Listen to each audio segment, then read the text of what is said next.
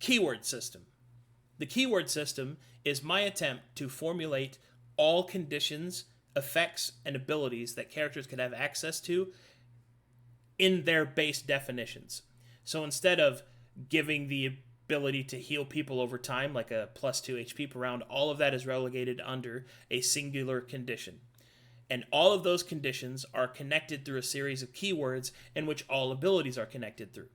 The easiest example I think I could really give of this is in Magic the Gathering, a popular card game, as I'm sure you know, uses a keyword system in order to divulge a lot of information by taking up as little text as possible. That's the same basic principle that I wanted to incorporate. In order to prevent player fatigue from reading out a character's abilities and to decrease the number of points of failure of understanding while reading through an effect, this condition and affliction imbuement list is intended to represent different effects that can happen, all of them formulaically represented.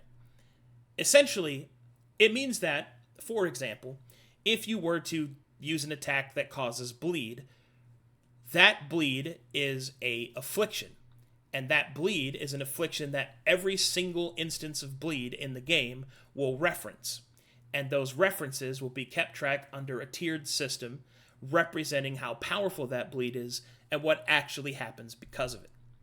It essentially means that instead of having to memorize all these different aspects of the game in order to know how your character functions in unique interactions, you only need to know a conditions list, which is easily referenced and followed based off of the character abilities that you've chosen.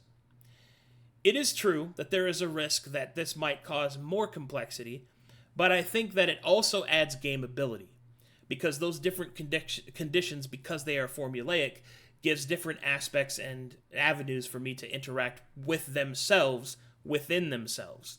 So my hope is that this will not only make the game easier to understand by base reading abilities, but it will also give an opportunity for further expansion and granular play in the future of Prism.